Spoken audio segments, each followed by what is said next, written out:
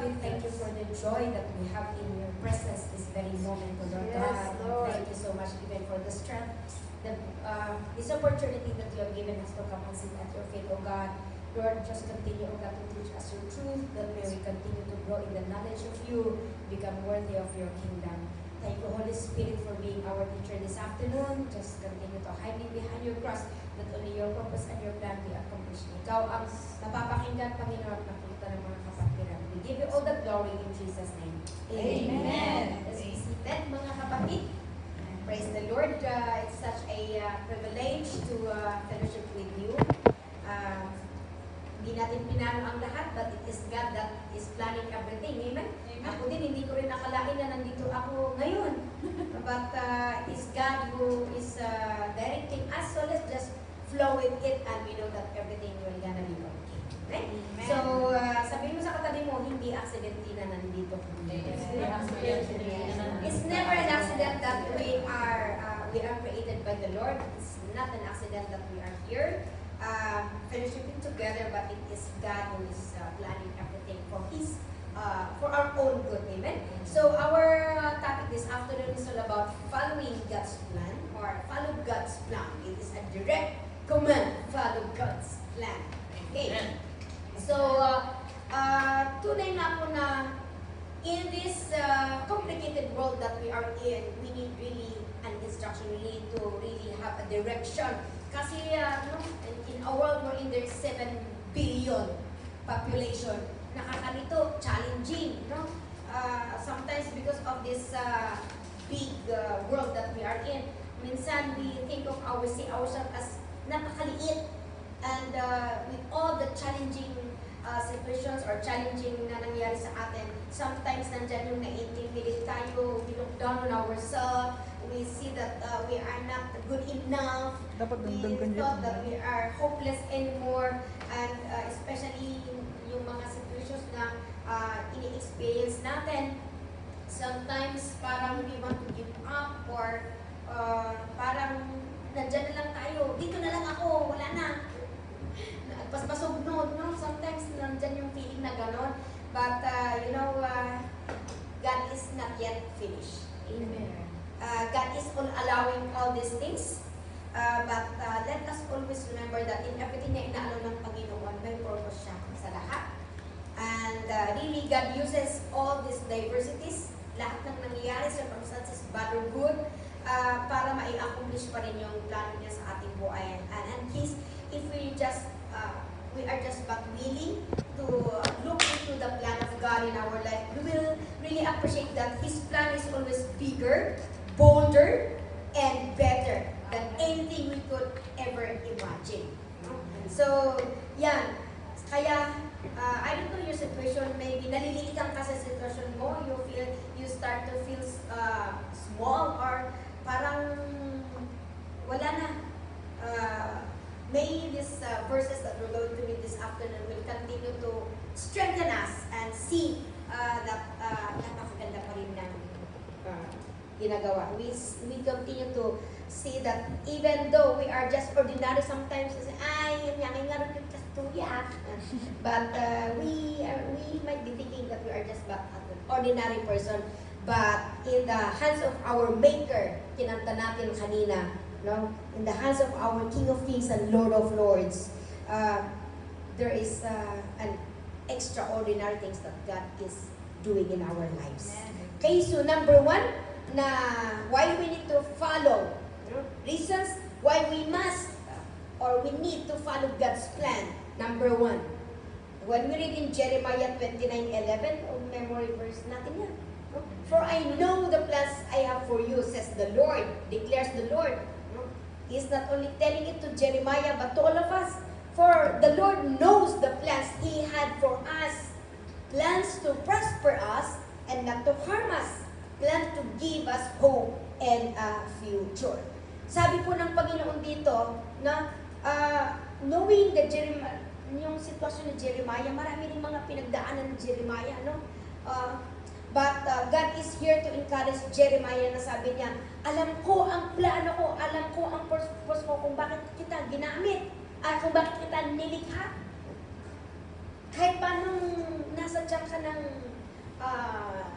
nasa loob ka ng tiyan ng nanay mo, I already knew my purpose in you.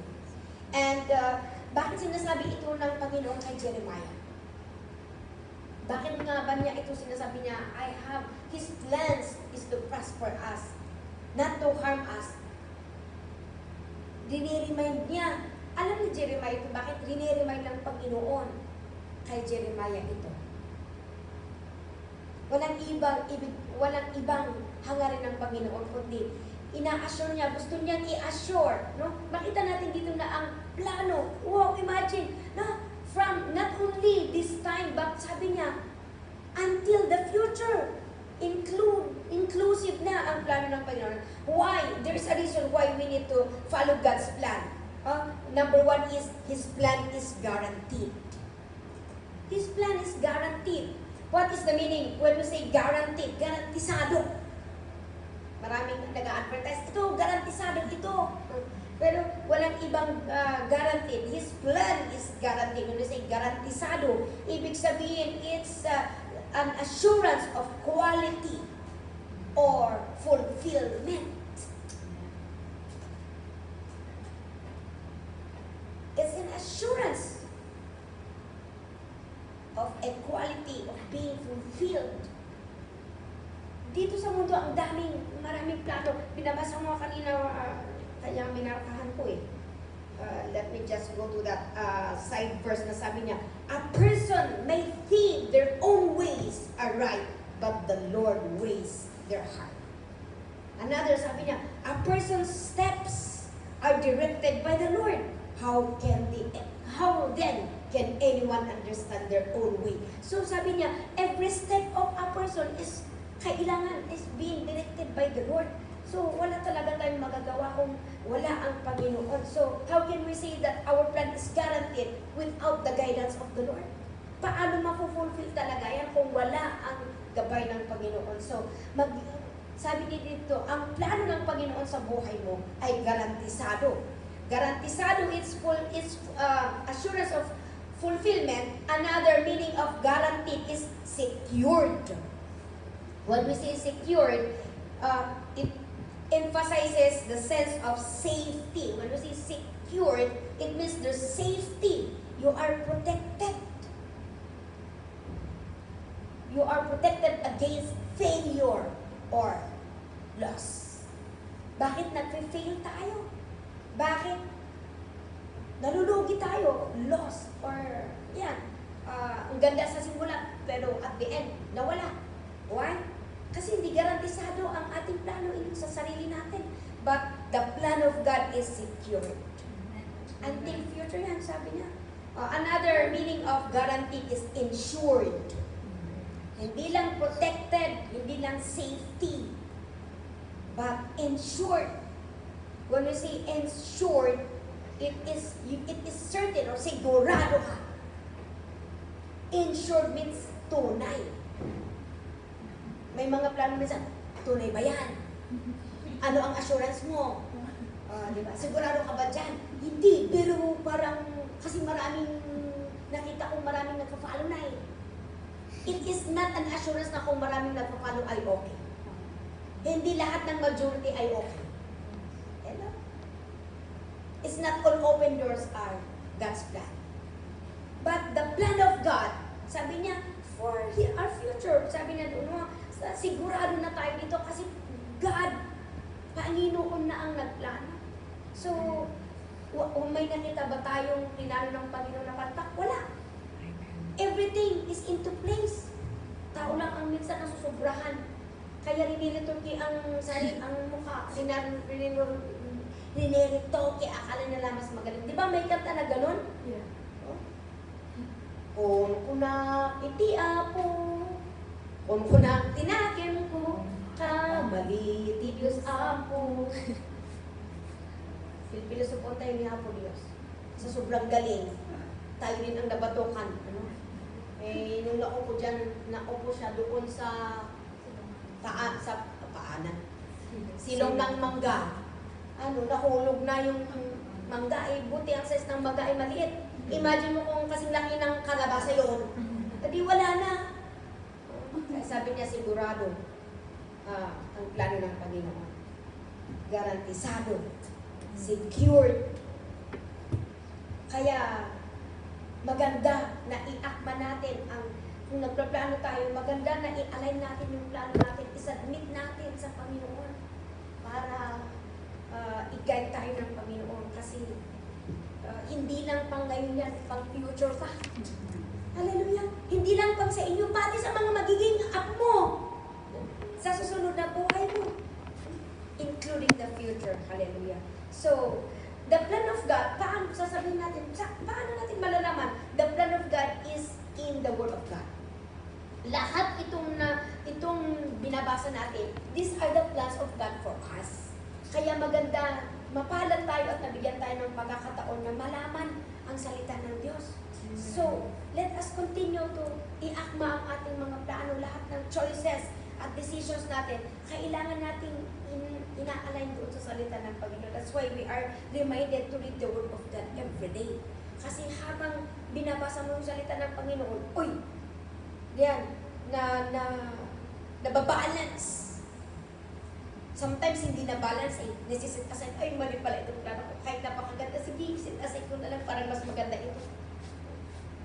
The plan of God, why we must follow God's plan? Because the plan of God is guaranteed, secured, and insured. Ang plano ng amo mo, minsan, this is the contract, these are all the plans for you, sabi niya. Pero pag bago ang isip niya, sorry, hindi ito inclusive. Pati insurance, di ba? Yung insurance, hindi lahat ng sakit insured. Pero sa Panginoon, all your plans is in there.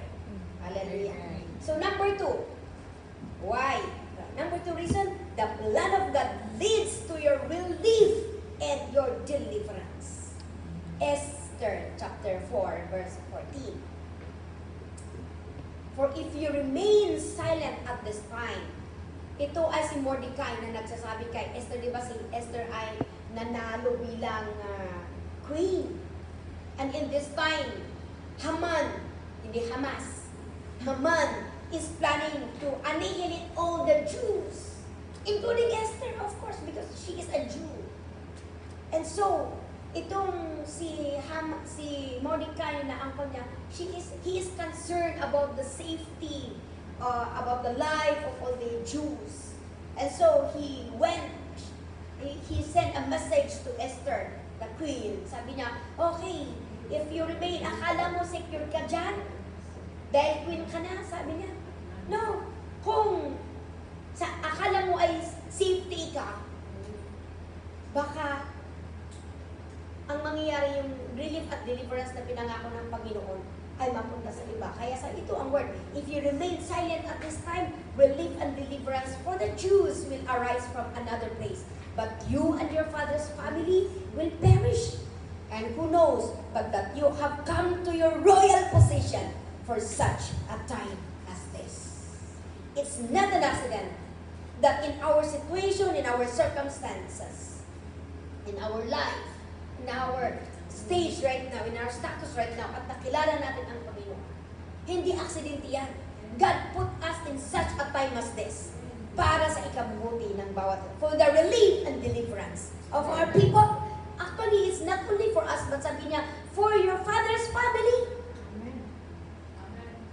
Kaya, kung tayo na nakakilala sa Panginoon, we accord our plans. Although may plano ang pamilya natin sa atin, pero pag nung nakilala natin ang Panginoon at nabasa natin na mali pala itong plano niya, okay, mas maganda itong plano ng Panginoon. At as we accord, as we stand on the plan of God, sometimes it is against our family, but we stand on the Word of God. Sabi na doon, yan pala is for the safety and relief and deliverance for our family.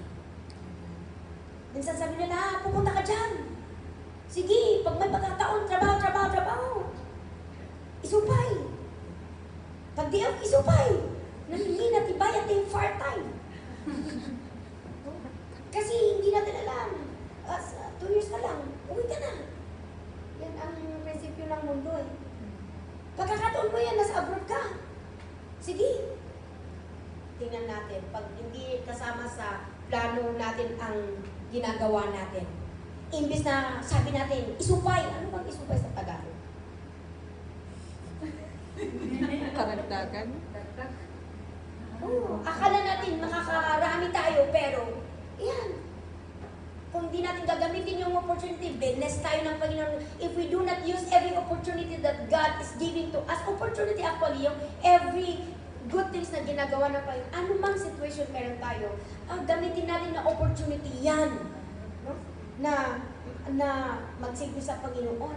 Sabi niya, if you do not use your opportunity, that promise of God will be given to others. Kagaya ni Esther, kung sasabihin niya na, ay naku, iniisip na, naku, maririski itong pagkakwit ko kasi kagagaling ko lang kahingi ko lang ng request kay King, kagagaling ko lang doon ang protocol ay after a month.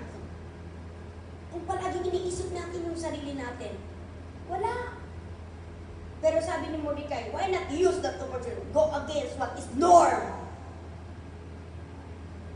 Use that for the sake of these people of God. And God is in full control. Kaya anong ginawa niya? Kahit na it's against the king yung gagawin ni Esther, pero ikabubuti naman ng mga tao ng Diyos. Anong ginawa niya? Pumunta pa rin siya. Sabi niya, actually, when you continue to read these verses, ang response ni Esther, sabi niya, diba sa 15:6, sabi niya, okay then. Mag-fast kayo at mag-fasting kami, pati yung mga maids ko, mag-fasting na kami, mag-pray kami, and okay, by hope, ano mang mangyari, I will go to the king. Inong pumunta siya.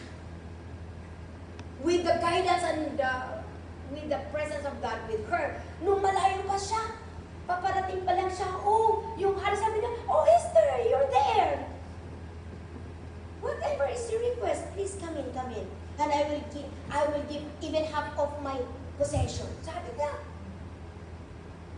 Kaya, see, the plan of God brings relief, and it leads to relief and deliverance, not only to us, but even to our family. Whatever, anumang plano ng demonyo, kung i-accord mo ang plano mo, kung pipiliin mo yung plano ng Panginoon sa buhay mo, you are protected. Deliverance and relief. Ano bang relief? Hindi ka mai-stress. Nandyan yung protection. Anumang pinaplano ng demonyo, hindi mananalo. So mga kapatid, sa lahat ng mga pinaplano natin, kailangan natin na i-align muna, plano ba ito ng Panginoon sa akin o hindi? Huwag natin itago, kundi sabihin natin sa pamilya natin. Huwag natin sabihin niya, pag-uwi ko na lang. Naku, pag-uwi mo, late na. Mas maganda kung habang nandito tayo, sabihin na natin para maabisuhan sila. Para pag-uwi mo, hindi na sila mabibigla. Ay, oo, palagi niyan at sinasabi niya kahit tumatawa. O, diba? So, let us not be silent, but let us tell it also to others so that others also will be protected. Kaya, i-start natin. Hindi lang natin ito inaaral, kundi ating i-apply para yung relief and deliverance ay ma-experience din ng ating pamilya. No, if we do not follow, i-insist pa rin natin yung gusto natin, anong mangyayari, it leads to our distraction. Hindi lang distraction, pati pamilya mo. Minsan, iniisip natin, maalala ko yung sabi ni Bishop, ang kasalanan ng demonyo, disobedience. Self-will. Kaya kung palagi natin ini-insist yung self-will natin, ako is for our distraction. Kahit napakaganda yan, if it's not in line with the will of God, wala pa. But God is just wanting to assure each one of us that God's plan is never outdated. Hindi na outdate, but it's always exact to our situation and need. Huwag natin sabihin na, naku, ano yan? No. The plan of God is always exact to our situations and need. Kaya, if you are nai-stress ka sa sitwasyon mo, parang, naku, paano ko na ito? Minsan sabi natin na, ay, kasla ako mga asinta, matunawaklatan. Paano na ito nakagusog-gusog? The relief and deliverance comes from it. I-align na lang natin ang mga plano. if we just but allow ourselves to be guided to na magpadirect sa Panginoon. Nabibigla ka na lang, Lord, hindi ko naisip, pero salamat. Maaamis ka na lang sa ways ng Panginoon. Oo nga, ano, thank you, Lord. Oh, kayang gawin ng Panginoon para lang sa mga anak niya na sumusunod sa Kanya. Number 3, following God's plan is a sign of love. Amen. Following God's plan is a sign of love. Romans 8, verse 28. And we know that for those who love God, all things work together for good, for those who are called according to His purpose. Sabi dito, conditional. For we know that for those who love God, sa lahat ng nagmamahal sa Panginoon, sabi niya, all things, lahat, anumang sitwasyon, gagawin ng Panginoon para sa ikabubuti ng kanyang mga tinawag according sa plano niya, according sa purpose niya sa ating buhay. So, sabi dito, ano ba ang, bakit sabi niya, for we know, yung nagmamahal lamang. Iba kasi pagmamahal eh.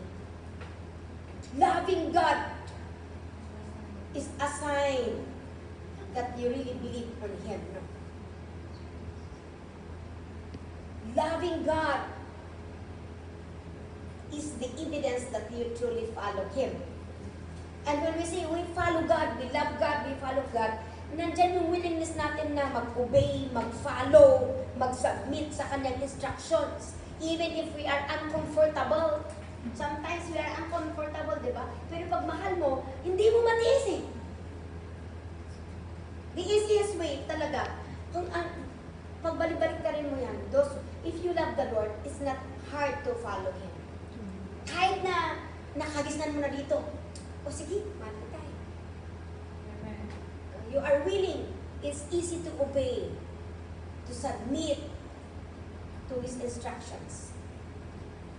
Even if it's challenging or nahihirapan ka. But because you love the Lord and you understand that His plan is better than our plans. Kahit nahihirapan ka, hindi mo nakasanayan, pero naintindihan mo, mas maganda ito eh. Sige. Even if sometimes it's humbling. Diba? We are being pinned to the ground. Pero sige, Lord.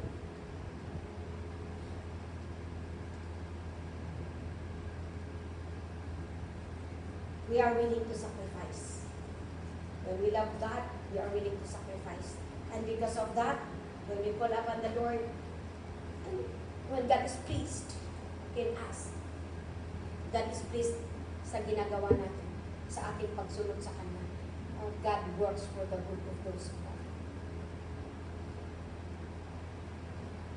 When we really, that love is very important because following God's plan with a pure heart. Loving God is following God's plan with a pure heart. If pure heart ang ating pagsunod sa Panginoon, sabi na noon, God will work out things for you. And that is our confidence. Kaya, minsan kung nalilito tayo, hindi natin alam ang ginagawa natin, sige, Lord, piliin ko na lang, i-embrace ko na lang itong salita.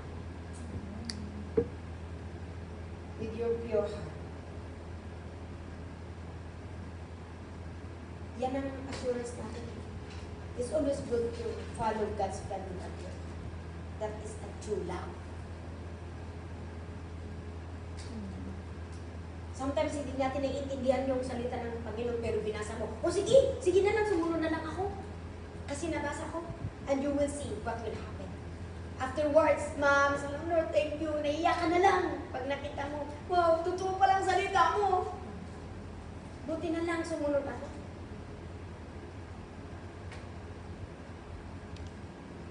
Nakita natin na pag nawawala na yung pagmamahal natin, pag na-contaminate na yung puso natin, nawawala na, hindi na tayo sumusunod.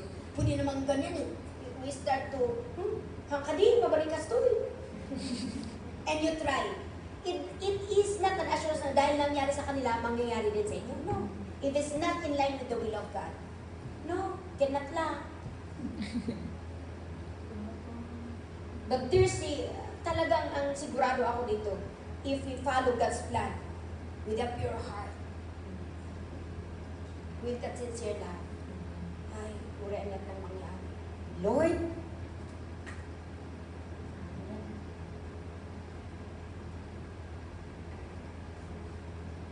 nagpintas, God will work out things for the good of those who love you.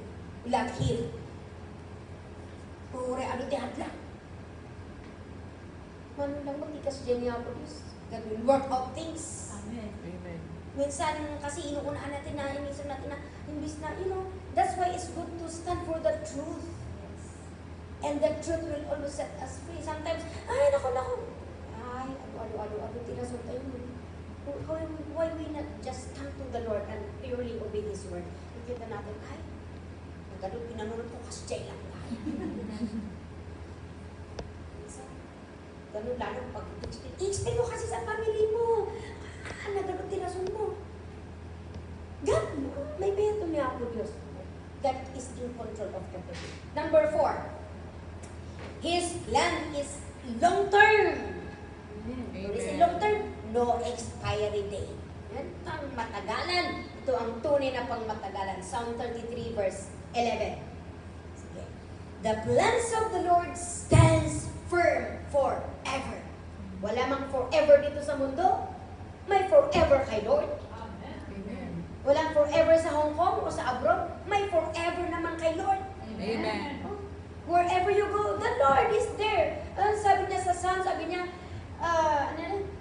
Lord, your goodness and your love will follow me all the days of my life. Hindi na tayo kahabol. It's the goodness of God that will follow us all the days of our life. Wherever we go, hindi tayo matatakot. Why? Because as long as the Lord is with us, sabi niya, as long as the Lord lives, hindi tayo pababayaan ng Panginoon. So, pangmatagalan, saan ka pa? Kaya mas maganda na piliin natin na sumunod doon sa plano ng Panginoon. Hindi naman, kasi talagang ang plano ng Panginoon. Nabasa natin kanina, Jeremiah 29:11. Tapos ito sabi niya, His purpose, the purpose of His heart is through all generations. Ang plano mo hanggang sa ay limited. Pero ang Panginoon sabi dito, walang expiration date. As long as you continue to follow His plans faithfully, kasama na doon ang susunod na mga generations. It happened to the lives of Abraham, David, and others.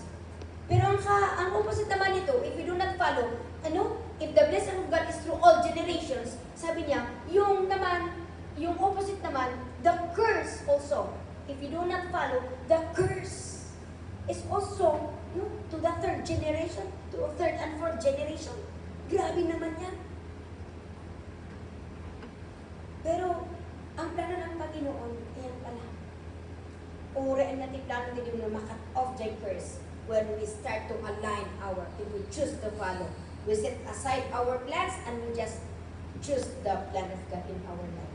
Yung salita ng Panginoon, yung instruction ng Panginoon, yan ang i-apply natin sa ating buhay. Makita natin, talaga, pangmatagalan. Mas maganda yung long term. Anong sa yung napakaganda pero short term lang. Kung mag-rely ka sa plano mo dito, plano natin. Magplano ka, magtrabaho ka ng ganito, kung anong plano natin. Walang kasiguraduhan. Pero ang plano ng Panginoon, wow, long term yan. Kahit uuwi ka, kahit tatanda pa tayo, kahit anumang sitwasyon meron tayo, maaasahan ang plano ng Panginoon. So, doon na tayo doon sa sigurado, doon sa long term. Hallelujah. Praise the Lord. Number 5. Mabilis.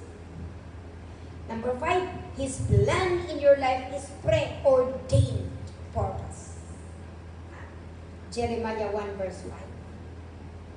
Before I formed you in the womb, I knew you. Panginoon lang nakakagawa na. Sabi nila, pag daw buntis ka, paglihian mo daw yung napakagwapo, sabi nila. Tanong, aga nakakano, isu. Hanot na isu. Pero ang Panginoon sabi niya, before I formed you in the womb, I knew you. Wow! Bago pa lang niya tayo nilikha, nandyan na yung plano niya. He already made the blueprint for each one of us. Sabi niya, and before you were born, I consecrated you. Wow! Nilinis pala tayo ng Panginoon. Talagang napakaganda ng plano ng Panginoon. He consecrated us, He appointed you a prophet to the nations. That is His word to Jeremiah. But it is also His word to all of us. No, sabi niya dito, His plan in our life is preordained. Bago pa lang tayo inilabas dito sa mundo, bago pa lang tayo nilikha, yung plano ng Panginoon, way ahead. Titawa ko na naabarapay. Awan ka plano, sige latan. Come what may. Kaya anong nangyayari? Walang napupuntahan ng mga plano natin. Lahat ng plano napapako. Minsan yung plano napapako, pero ang plano ng Panginoon, wow. Pinag-isipan niya yan, preordained. Tayo ini-emphasize dito na, wow, even before our physical birth, nandyan na yung God already made His very good plan to each one of us. Kaya, mga kapatid, ang mga choices natin, ang plans natin, kailangan natin i-align doon sa plano ng Panginoon. Kasi kahit sa akala natin napakaganda yan, pero kung hindi yan inline sa Panginoon, pwedeng akala natin, yung binasa natin kanina na, akala natin, saan yun? Many are the plans, where is that? Akala ng tao, gusto kong ibigay ko sa inyo yung verse kanina. Sabi niya, ang tao, nagplano, he has many plans in his heart, pero at the end pala ay distraction. Kaya para hindi masayang, wow, lahat ng mga choices and plans natin, kailangan natin i-align doon sa will of God. Otherwise, mag-fail talaga. Mas maganda ito kasi preordained. Before pa na ikaw ay linikha, ginawa na ng Panginoon, ihinanda na ng Panginoon. Nga rin siya ura-urada. Sabi nila, mahirap daw ang engineer sabi nila, nahihirapan daw yung mga engineer na nag-aral ng COVID. Kasi walang actual, puro na lang online. Pero may na-post doon sa Facebook na yung engineer ngayon at yung engineer noon. Hindi may tingin ginod na spa. Diyan building nga inaramid na siya. Hindi naman natin ninalahat. Pero mas maganda yung talagang pinag-isipan ng maigi. Ang Panginoon pinag-isipan niya ng maigi itong plano ng preordained purpose. Kaya hindi ito papalpa. And we always know na talaga namang kahit balik-balik ka rin natin, shortcut na lang, sumunod na lang tayo. Amen. Kasi kahit anong gagawin, preordained na yan ang plano. God created you for a purpose. At kung hindi ka susunod doon sa purpose niya, kahit anong gawin mo, papalpak ka talaga. Kasi ang plano pa rin ng Panginoon ang masusunod. Tingnan natin yung ipinipilit yung plano nila. Anong nangyayari? Nawawasak. Nasisira. Failure. Ang masaklap, wala na. Awanan. Nangangarudan. Narigrigat, ti maripie. Actually, it's harder to renovate than to build anew. Kaya sabi nila, ay mas maganda gagawa ka na lang kaysa i-renovate mo nito at ano gastong. Kasi hindi tao. Kahit ng doktor sabi niya, it is better to prevent than to cure. Diba? Prevention is better than cure. Pwede pa rin ayusin ng Panginoon pero kadunti consequences na. Diba? Sabi niya, permissible at perfect will.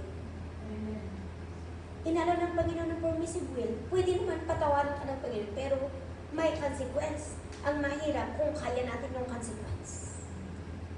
Mas maganda yung perfect will kasi hindi, walang consequence, wala kang Asahan kami na hindi ka maghihirapan.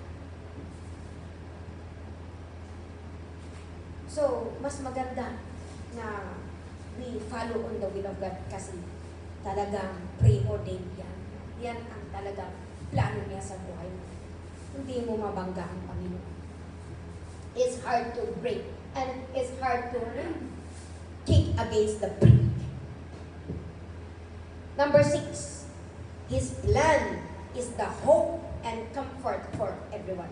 Especially sa mga, marami tayong, ate anak ko, plano ko mga gusto. Sometimes our parents are like this. Because of their failures, ayaw nilang ipasa sa kanilang mga anak. Kaya, gagawin nila ang lahat para lamang mapaganda ang kinabukasan ng kanilang pamilya, kanilang anak. Pero, minsan sabi nila, it's the opposite. Bakit? Ganun! Maraming mga malos na umiyak na, apay mo kakasta si anak ko, ano mo kakasta tikwa. Anak mo kakasta. When we read in 2 Peter chapter 3 verse 9, sometimes we are losing hope or kakakararap ko mga arami na pati amin, why, bakit apay? The Lord is not slow in keeping His promise, as some understand slowness. Instead, He is patient with you, not wanting anyone to perish, but everyone to come to repentance. Sometimes, we cannot wait. Naubusan na tayo ng pasensya. Hindi ko na mahintay, Lord. Tulungan na lang kita. Sometimes, inuunahan natin yung plano ng Panginoon. O sometimes naman, nalilate masyadong maaga, Lord. Hindi ba akong anda? Sometimes, nalilate tayo dun sa plano ng Panginoon. May consequence din. May consequence kung uunahan natin. May consequence kung malilate tayo. May consequence din. Talaga kung we are impatient. Pero sabi ng Panginoon, His plan is, minsan naisama ito dahil, God is, He's never too late. He's never too early. Pero sometimes, pag nakita natin yung sitwasyon, sa ko natin na, talagang kasta. I remember yung isang believer na sabi niya na, hindi ko pinanalangin hindi ko talaga pinapanalangin ng kapatid ko kasi kaslamot nga, awan nam namalan. Oo, talagang inamin niya yun. Pero yung kapatid niya na isa, sabi niya, malay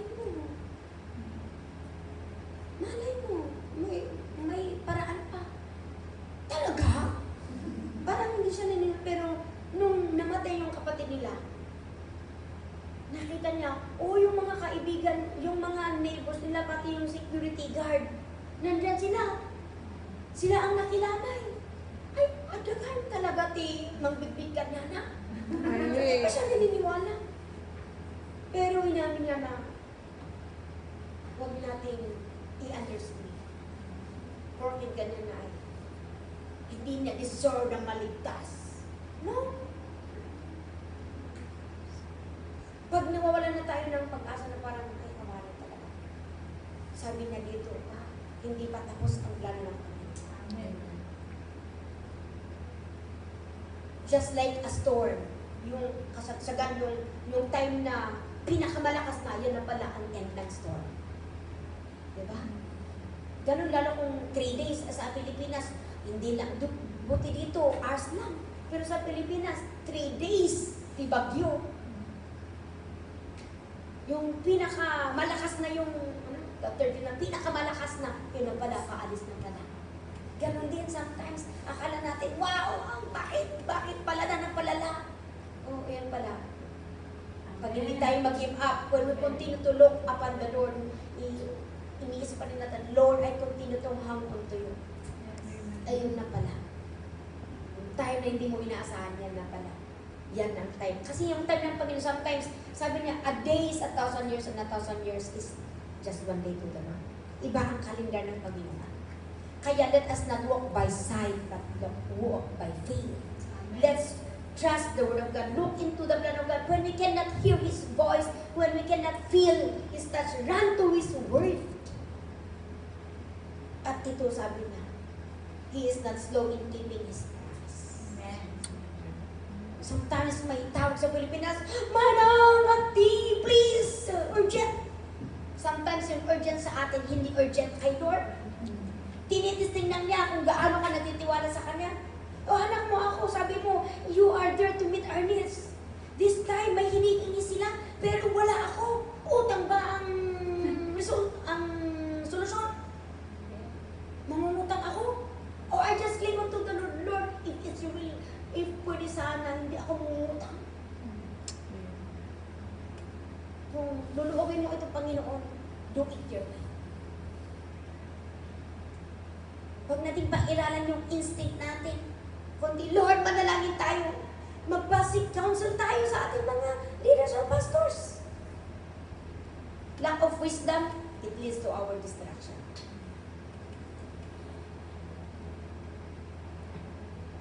Tumitigil ka sa sitwasyon mo, lalong lumiliit ang pananampalataya mo. Look unto the Lord. Amen. Lord, if He carried the weight of the world upon His shoulders, I know that,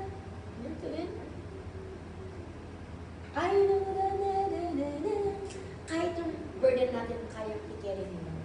Let us just learn to trust the plan of God. God is a God of order. Amen. Sometimes, we rush at nakakrush tayo. One time, sabi na, when I was college, third year college ako, may tawag dito sa ako, punta ka na dito! Ano niya, DJ? Direct hire! Sabi ko kay Pastor, Pastor, punta na ako sa Hong Kong! Sabi niya, kung plano yan ng Panginoon, hintay niya na makatapos ka ng pag-aaral mo. Kasi hindi plano ng Panginoon na mag-college ka tapos hindi mo tatapusin. God is a God of order. If para sa inyo yan, God will preserve that for you. Ganun ba, Pastor? Parang sa anak ko ba nagpapakausap? Hindi na sana ako nagpakausap kay Pastor. Nung sinabi ko kay Mama, kay Auntie, ay naku, pwede ka na lang. Ang college kahit tatanda, pwede. Oo nga, ano? Sabi ko, may kaklase ako na uncle na eh. Sabi ko, iba talaga minsan yung by sight at by faith.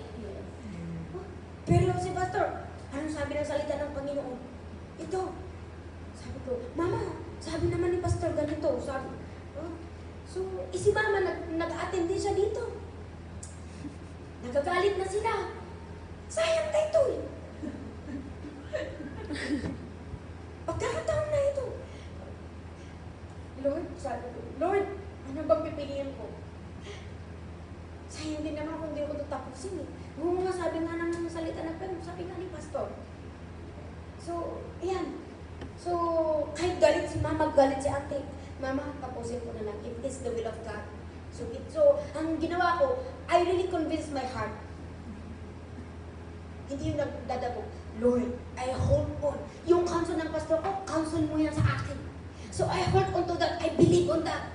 Lord, i-preserve kung plan mo, preserve that for me.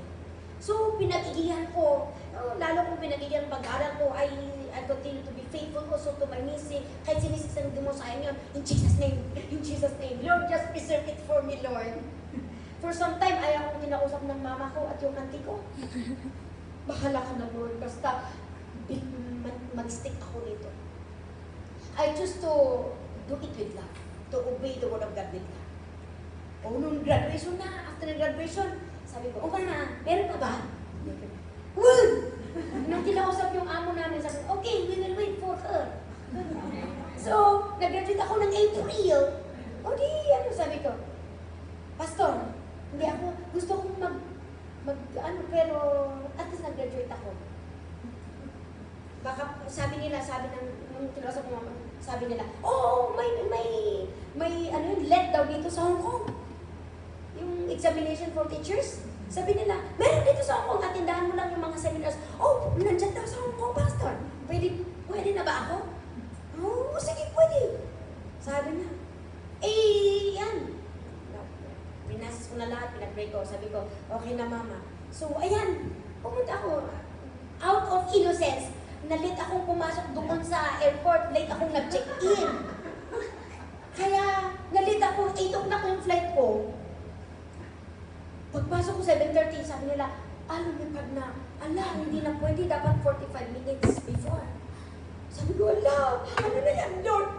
Bahala ka kung plano mo ito. Gawa ka ng paraan. So, ayan, yung magsusundo na sa akin, nasa airport na. Dahil sa test ko, hindi ko sinabi sa kanila na basta sabi ko late daw ako. Ang kaganda, hindi ko alam kung anong nangyari. Yung kuya ko yata ang nag-text na ate, kasi sabi ko, kuya, nandyan sa labas, late ako, akala ko bus ito. Na 30 minutes before, I can stop. Sabi naman ng officer, okay, stay here, baka mag-trans-passenger ka, ipag-pray mo na may bakante. At pwede kang sa 10 o'clock. Pwede palang ganun. So sabi ko, kuya, ganito daw. Sila yata ang nag-usap kay mama at kay ate. Kaya, ayan, sabi nila, oh, good news! Now, seat number 8. Alala ko pa. Seat number 8 is available. Pwede ka lang mag-check-in. Ay, ganun ba? O sige. Sige, sunod na lang ako. Kasi wala akong kalam-alam. Sunod lang kung anong direction. Sunod na lang maganda pala yung wala kang alam. Sunod ka na ng sunod. Hindi, ayan, nakapasok ako sa airplane. 10 o'clock yung flight ko, pagdating ko dito, sige, pag nandiyan na ako sumusunod na ako. Wala akong kontak kasi yung load ko, talagang in-exacto. The Lord is in control. Yung mga susundo sa akin, hindi sila umalis. Naghintay sila hanggang 2 o'clock. Malayo pa ako hindi palabas na ako, sabi nila. Kasi hindi ko sila na makita. Pero may kumakaway na. Sabi, diyan tabasit. Hallelujah. Nung nandyan ako sa kanilang ako umiyak, Lord, tama pala yung will mo. Buti na lang sumunod ako. Kaya, kung iaalaw mo pala, kahit minsan masasaktan, maisacrifice yung gusto ko. But you are willing to let it go. At pipiliin mo yung will ng Panginoon. Whatever happens along the way, si Lord na ang bahala. Hindi mo na problema. Yan ang kagandahan. Pero kung plano natin, nawala si Lord, bahala ka dyan. Sabi ng amo mo, sorry, hindi ka sumunod eh. Pero si Lord, pag susunod ka sa plano niya, ano man mangyari, not only even sa pagpipray sa salvation ng ating mga pamilya. Sometimes we are praying, pero sometimes yan ang pinakamatagal. Huwag kang matagal. Ang comfort mo, Lord, you said in your words, you are not slow in keeping your promise. I just continue. Malay mo, inaalaw yan ng Panginoon para you continue to hang on to Him. Baka ililigtas niya, mawawala ka naman. So, just holding on, Lord.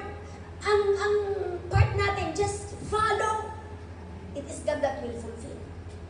At least at the end, ano man ang mangyari? At least hindi ka guilty. Yes. Hindi mo sasabihin na, bakit kasi hindi ko pinag-pray yun? You just follow. It is, ang bahala na ang Panginoon is all in the hands of God. Kagaya ng isang kapatid na plano niya na dalhin yung tatay niya sa Macau. Ang flight nila sana 17. Ngayon na aksidente siya. Tumawag siya na, ipag-pray natin extension of life. We claim it, but sabi ko, Lord, it's all in your hands. Do as it is in accordance to your will. But Lord, I pray that even this time, hindi lang extension of life, that in this situation that isn't, allow Him to know you, allow Him to experience you. Lord, save him. After we prayed that, sabi ko, isend nyo kaagad yung number niya para ipa-follow up natin sa mga pastors natin sa Manila. Tapos, wala. Sabi ko, pakisend na. And then, sabi na, wala na. Sabi ko, it's all in the hands of God. Hindi natin alam ang plano kung bakit kinuha niya. mas mahirap. No, hindi natin alam. Maybe God allowed that for a reason. Hindi na inalaw na pahirapan. Siyempre, mahirap doon sa anak nila na tanong. But sabi ko, may the Lord's comfort be upon you in this time na bago nangyari nakilala mo ang Panginoon. At least, may lakas ka na harapin itong mga pagsubok. Meron yung isang nakatagpo namin sa airport nung nakatid kami, hinatid namin si Sister Nida, Mother Nida. Tapos, may kasama kami na baguhan siya, turista sila. 8 silang nag-tourist sa Macau. Tapos, natataranta siya. Tinatanong ng counter, who is this person? She's there. Bakit hindi siya nakapunta dito? Nag-iuso-uso kami, bakit hindi siya nakapunta? Ina-aksidente siya. Bakit? Kumain daw sila sa restaurant. Tapos, nadulas. Na-fracture yung kamay niya. Sabi, ang hirap naman yun. Pumunta ka dito sa Macau na mag-tour, mamasyal, tapos yan pala ma-aksidente. Talagang, minsan, hindi natin alam ang nangyari ba. Sabi ko, can you just pray? Pray na lang. Buti na lang na-aksidente lang. At hindi namatay. Niisip ko, paano kung dito sa Macau namatay yung tatay niya? Mas mahirap turista yan. Hindi natin alam kung kailan kukunin ng Panginoon ang buhay natin. Kaya maganda na sa lahat ng pagkakataon, i-align natin. Kasi hindi natin alam eh. Sometimes parang nahihirapan, parang minsan we cannot wait. Sometimes parang nawalan tayo ng pag-asa. Pero sa mga nangyayari, kaya maganda as the time that we came to know the Lord, hold on to the plan of God. Because that is our hope and our comfort whatever happens. And even, this is also a reminder to each one of us. Pag nakita natin yung mga may nakikita tayo na parang nawawala, naliligaw sila. It's our chance to share them the plan of God. It's our chance to share them about the Lord. So that magkaroon ng saysay, magkaroon ng makilala nila ang Panginoon. Hindi mo man mabago ang kanilang buhay. Basta sabihin mo, time will come, maalala nila yung sinabi mo. Don't give up praying for those people. Kasi time will come. I believe na ganun eh. I still hang on to His word na sabi na, God is faithful sa lahat ng ipinagkatiwala mo sa Kanya. One of my testimony is, my prayer, minsan na nawalan ako ng patience na makita yung mga pamilya ko na maligtas. One time out of frustration, sabi ko, Lord, kung hindi ko man makita ngayon ang salvation ng pamilya ko, Lord, pwede ba even in their deathbed, save them? Even in their deathbed, save them. That is my prayer every day. And how many times that my cousins and my aunties asked me, called me, hindi naman sila masyadong tumatawag, pero bigla-bigla na lang, can you pray? Can you come to our house? Can you come and see us? And pala, may sitwasyon pala sila na malala. And then after praying for them, iyan na. Kaya ito sabi niya, 2 Peter chapter 3 verse 9, that God is not slow in keeping His promise. That should be our comfort and our hope. Hindi mo man makita ngayon, just follow God's plan. Even in times that it seems it's not working, it's still safe to obey the promise of God. Kasi alam mo, garantisado yan. Amen. Number 7, the last. His plan is our best guide and counsel. Psalm 32 verse 8. His plan is our best guide and counsel. I will instruct you and teach you in the way you should go. I will counsel you with my eye upon you.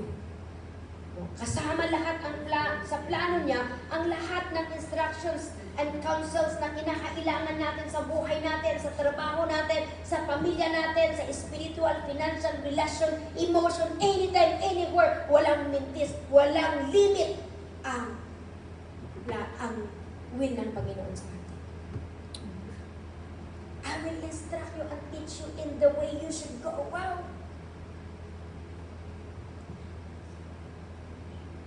Amen. Ang tao limited, ang amo mo limited eh. Pag umalis ka na, sa kanya, wala na. Stop. Pero ang Panginoon, wow, sabi dito, His plan is our best guide. Maalala ko tuloy si Sister Erlyn, isang kapatiran na nandiyan kami sa ospital.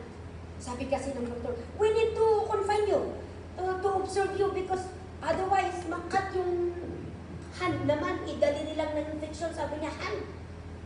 Eh, pumunta kami. Tawag kami ng tawag sa amo niya. 1 o'clock in the evening. Hindi sumasagot. Siya naman ang nag-instruct at 10 o'clock sabi niya, you must go to the hospital. So, akala namin, siguro sinusubayan nila yung update. At 1 o'clock, tawag kami ng tawag. Lahat, number nila, messenger silang mag-asawa. Walang sumasagot. Sabi namin, Lord, bahala ka na.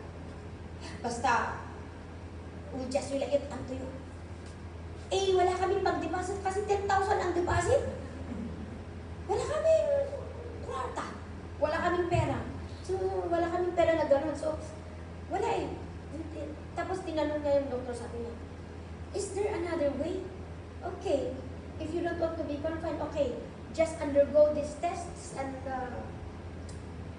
we'll see, sabi niya. So, kami naman ng kasama ko, pray ka na yun.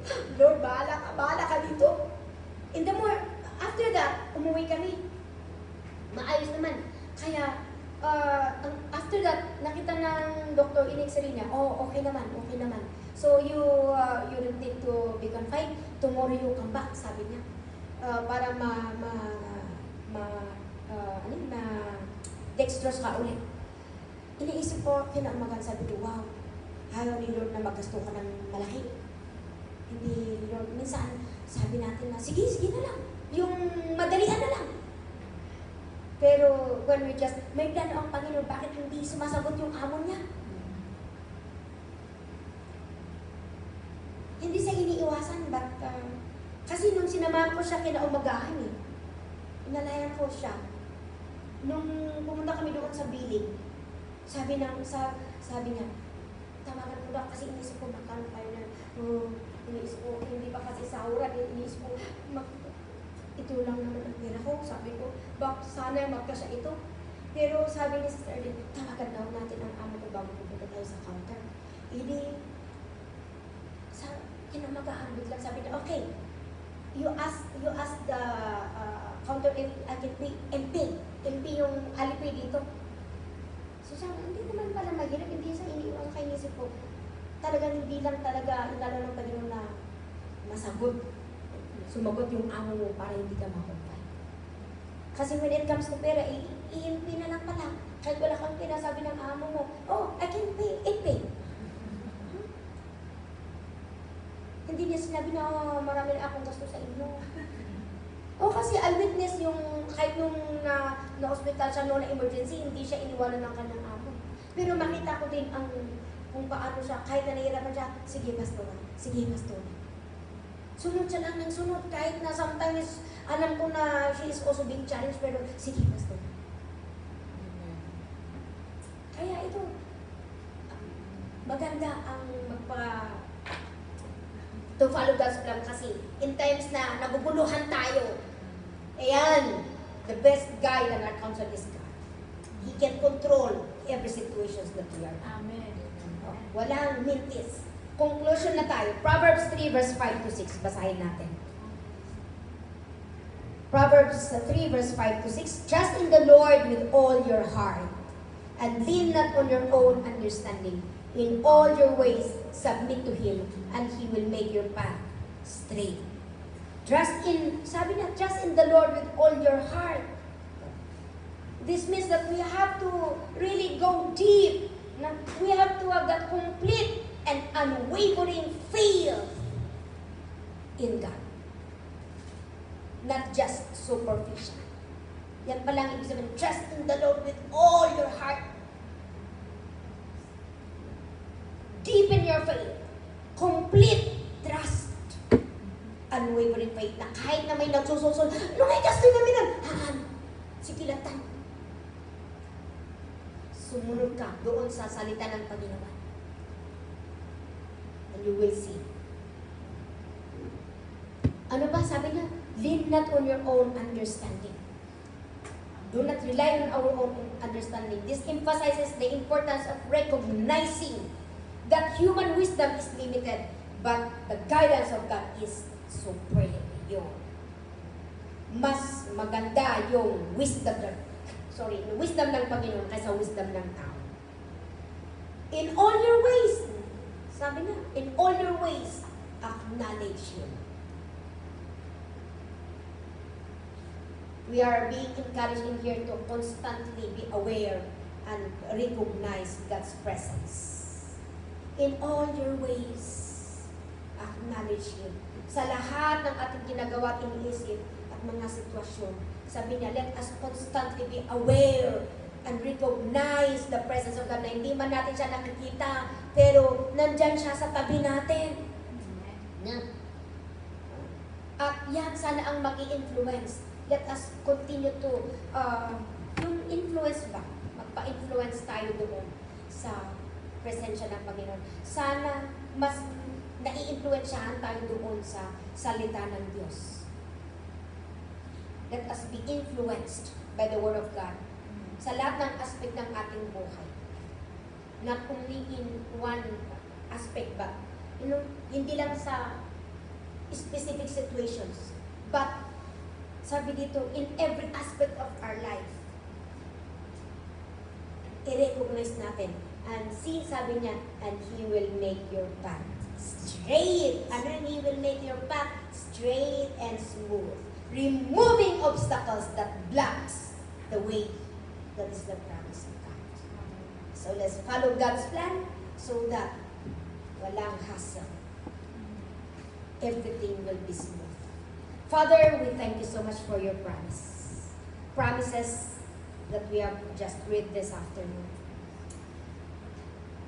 Help us, Lord, to trust deeply in your words, to seek your guidance, to be willing to be led by your Spirit and by your words all throughout our lives, especially during challenging times. Help us, Lord.